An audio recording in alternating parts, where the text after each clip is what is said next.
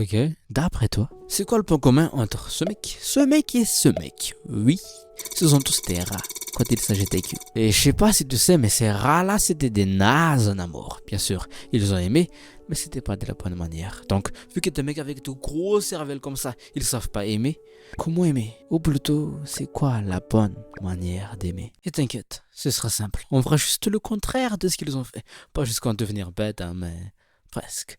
On sera bête d'amour. Pas comme ce bon vieux Isaac Newtown en tout cas, car le mec, il a pas de relation sexuelle ni amoureuse. Mais Marie, elle a eu Joseph. Et on dit qu'il était tellement dévoué à son travail, à ses recherches. Et on se comprend, car entre penser à ce qu'une meuf fait et révolutionner la physique, la dernière, elle est limite facile. Faut se l'avouer. Mais bon, on n'est pas là pour la facilité, on est là pour le love. Donc on va sortir gentiment, draguer des meufs. Là, on avance. Il y a de grosses chances qu'on ait un partenaire, mais il y a encore de grosses erreurs qu'on doit éviter. Premièrement, les bad guys. Alors ça, c'est pas un marqueur d'intelligence, hein, mais faut pas se fier aux apparences.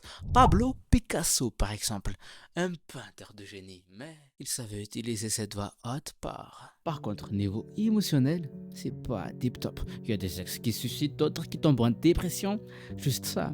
Mais bon, on évite. Et là, faut surtout pas oublier le deuxième erreur. Être un nice guy. Comme ce cas-là, Napoléon, c'est le nice guy typique. D'un côté, il tire à ses armées grâce à son intellect hors du commun. Et de l'autre, il était obsédé affectivement par Joséphine. On dit qu'il l'aimait à la folie. Et la meuf, elle a fini par l'accepter en mariage. Mais ça l'a pas empêché de le tromper. Mais le mec, il l'aimait toujours. Il lui écrivait des lettres d'amour, mais waouh. Ça, c'est pour lui. Le love, c'est pour lui. Pour nous, ça prouve encore qu'être un nice guy, c'est nul. Ok, là, on se rapproche un peu plus de l'amour idéal. Mais au point où on est, faut surtout faire attention aux blessures. De sortir avec quelqu'un de blessé ou de sortir soi-même avec quelqu'un en étant blessé. Et ça, c'est la partie assez personnelle, assez sérieuse. Mais bon, moins sérieusement, pas. On peut sortir avec qui on veut en fait. On peut tous faire ce qu'on veut. La vie, c'est ça, c'est une découverte, c'est surtout choisir, c'est surtout découvrir, explorer les mauvaises, les bonnes manières. Si on est sorti de la bonne manière, on peut sortir de la mauvaise manière. On teste, c'est normal quoi. La vie, elle est faite pour être explorée.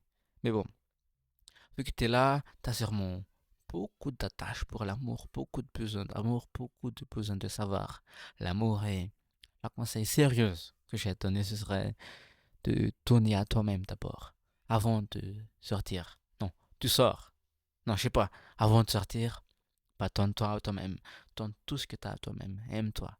Puis sors. Puis ne te fais pas un pas de caille et surtout pas un escaille. Ça, c'est le pire. Genre, alors, si tu dois choisir entre les deux, deviens un pas de caille, putain. C'est meilleur. Genre, d'expérience.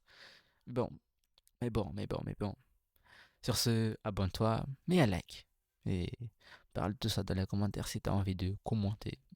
Mais bon, il y a des vidéos assez quotidiennes ces temps-ci, donc abonne-toi.